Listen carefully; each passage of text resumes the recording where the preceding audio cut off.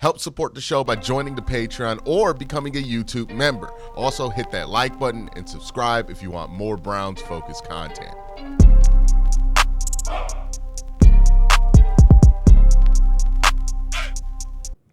Some like it fast, some like it slow.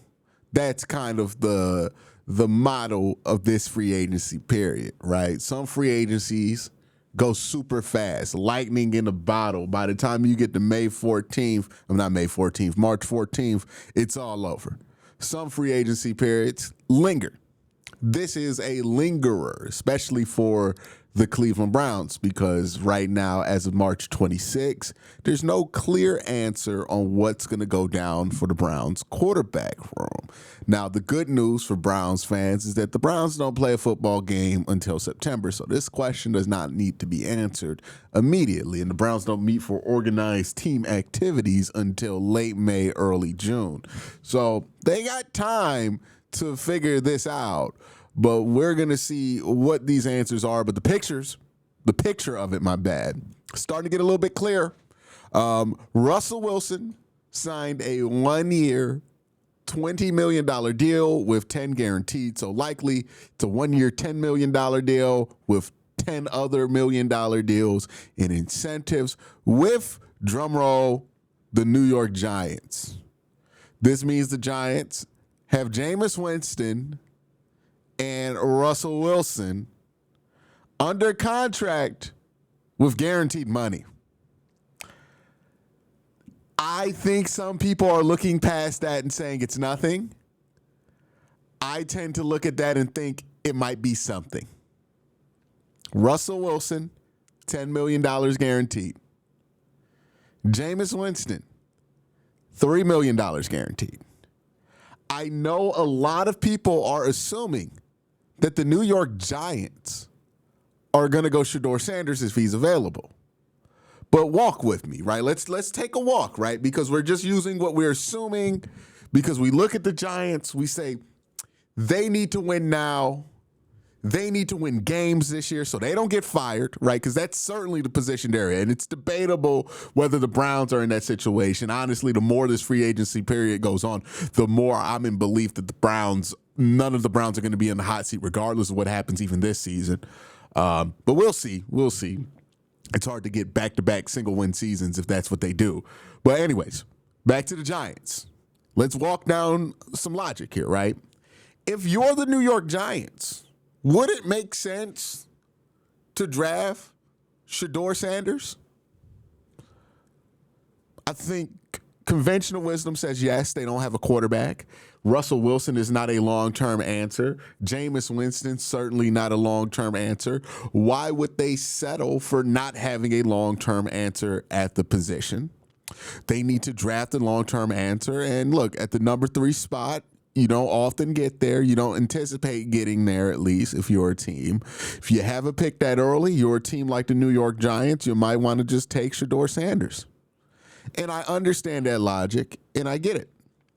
But if the Giants are a team that needs to win now, and they've already signed Russell Wilson to a $10 million guaranteed contract with $20 million in incentives, they've already signed Jameis Winston to a pretty strong 2-year backup deal. Do they really get that much better if they spend the 3rd overall pick on Shedeur Sanders, who likely would not play in year 1 or would not play until late year 1? Like, does that make you a better team? If the goal for the Giants this year isn't just to provide hope at the quarterback position, but to win games like it seems like it is. And look, a quarterback room of a 29-year-old Jameis Winston and a 35-year-old, 36-year-old Russell Wilson is not the quarterback room of a team that is okay with building for the future at that position. So this could mean that the Giants don't think Shedeur would be there. I think the math is much simpler. I think the Giants don't care if Shador's there. Now, maybe that's a hot take because you've been used to hearing the Giants are definitely going to take Shador. Look, Shador had the Giants cleats in there. Dion said he hopes that the Giants take Shador Sanders in a leaked audio thing, right? Now, I think that can mean different things than what we're assuming, right? What the popular interpretation of those things are. Shador having the New York Giants colored cliques is just a play to try to get some attention from the New York media. It was successful. We know that the Sanders family loves hype. They have successfully used hype to build their careers in a positive way, right? Like Dion was able to use hype in a positive way to build what he did at Jackson State and parlay that into Colorado. Shador has been using hype even back to his high school days where he was on the Overtime Elite channel. I don't know how many of y'all remember that, but Shador was on like an Overtime Elite reality show with Coach Prime, and then they rolled hype into Jackson State, and they rolled that hype into Colorado. So that to me is just another attempt of the Sanders family to get the hype ball going, which they've used successfully throughout both of their careers so far. Coaching, player, both of them. So that to me was that. Dion saying we're hoping for the Giants at 3 is, I mean, I've heard agents say the same thing about players they hope to go as early as possible, right? I think Dion was just saying, hey, we think the draft starts for Shador at 3. I don't think they believe Cleveland's going to take him at 2. They don't believe the Tennessee Titans are very interested in him at 1. So to them, they think the first possible legitimate landing spot for them is New York. Now, that was said a week ago. New York signing Russell Wilson and Jameis, look, we can talk ourselves into those two not being good enough to stop you from drafting a quarterback, and I agree to an extent, but having those two on your roster indicates that you aren't trying to draft a quarterback when you have the number 3 overall pick, right? The Falcons did what they did with Michael Penix because they legitimately did not anticipate that Michael Penix would be there. He was there. They took him. They were happily surprised. They went with that, right? The Giants have a reason to assume that Shador's going to be there. Now, maybe they think Cleveland's absolutely going to take him, so that's why they went after Russ. But I don't know. I don't know if that's the case. We'll see. Again, nobody really knows what's going to happen in the draft right now because it's only March. So I think Russ signing with New York makes it less likely that Shador goes 3. I think a team that's trying to win now might go after somebody like Ashton Jeanty, right? You get Russ, you get a running back, you invested in your offensive line. I mean, it can make sense for them, right? That could be seen as an overcorrection for Saquon.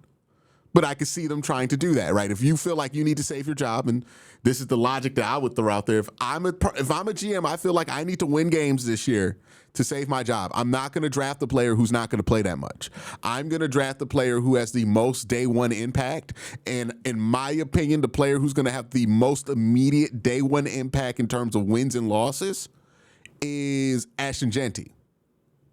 Like that to me feels like the guy who's going to be able to swing the most wins or losses because as a running back, he is such a good prospect that I think he can swing your team and your offense in a positive direction, especially if you got Russ there, right? You got a veteran quarterback. You got a veteran backup. Your offensive line is fine, right? You got a good defense. I think you could swing your team significantly with somebody like Jeanty. I think that's more possible than some people are putting out there. I don't think it's a lock that the Giants are thinking about quarterback at 3. And I have been a proponent of this, and look, we'll see what happens on the draft. I could be wrong on this. This is just my personal opinion.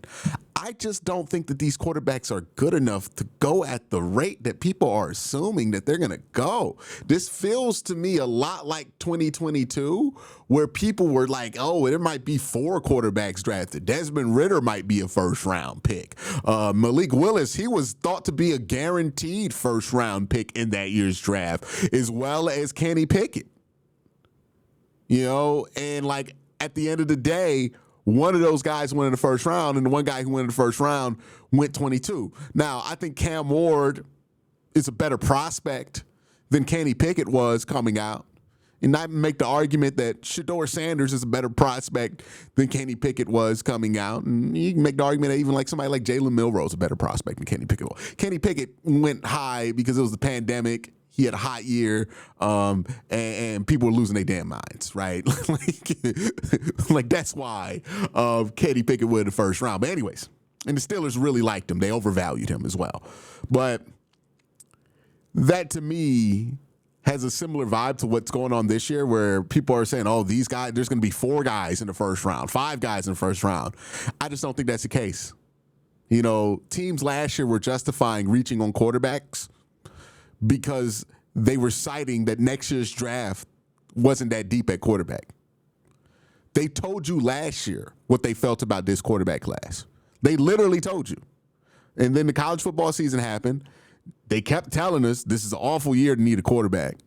The Senior Bowl happens. You talk to scouts. They tell you the same thing. This is an awful year to need a quarterback. But all of a sudden, we get the mock draft March, and people are like, there's going to be 4 quarterbacks taken in the first round. That don't make no sense. That don't track to me. That does not track to me. You know? But we'll see what happens here.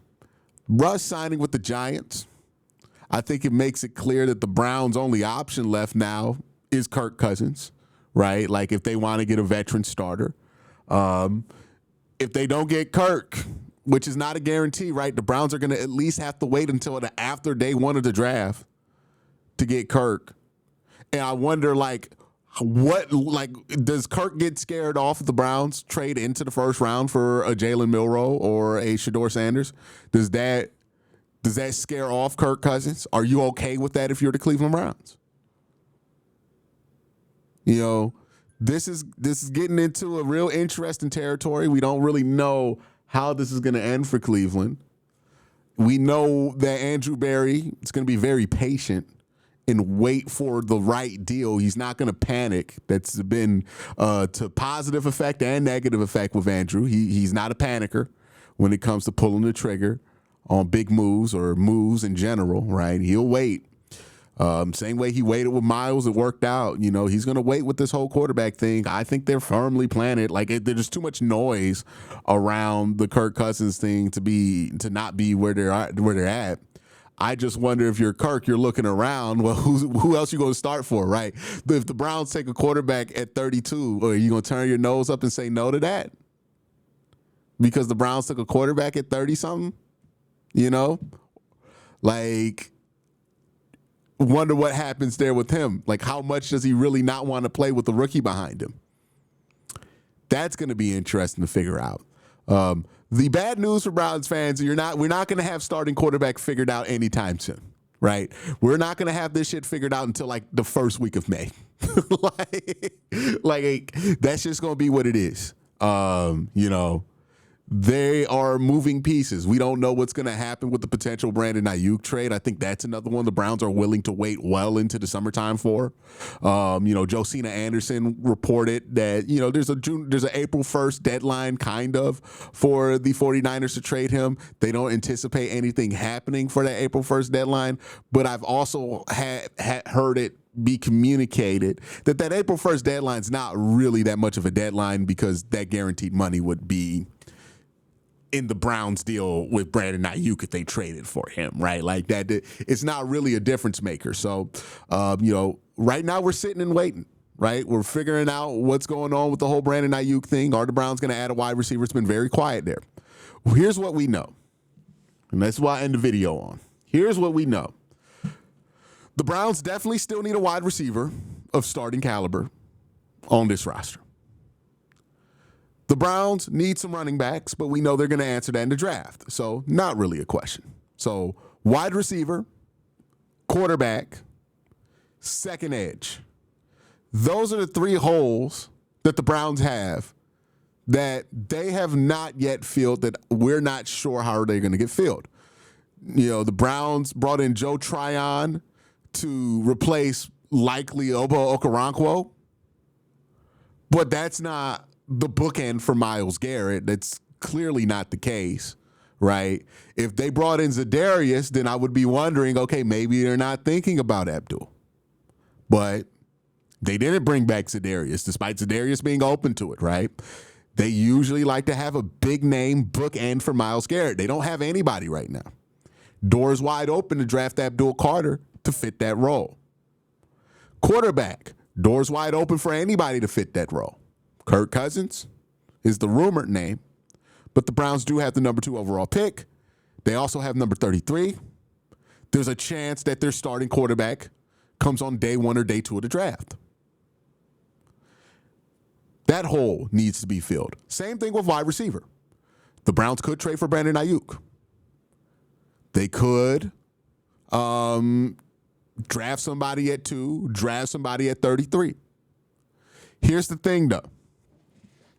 With 2 of these positions, we know that the Browns have something in the stove, right? With quarterback, the Kirk Cousins thing was definitely in the stove. It's been in the stove for a while. The Browns have that thing in the oven. So they're trying to see if they can pull that out the oven so they can have him.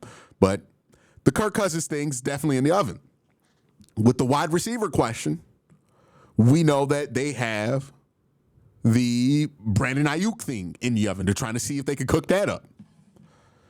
We go to edge rusher, and nothing's in that oven. There's no names being thought of, no veterans being brought in on visits like we saw with quarterback. There's just an empty spot there at the other edge opposite of Myles. And the Browns have the number 2 overall pick, and a lot of people think the best player in this class plays edge. And he's probably going to be there when you're there to pick it to.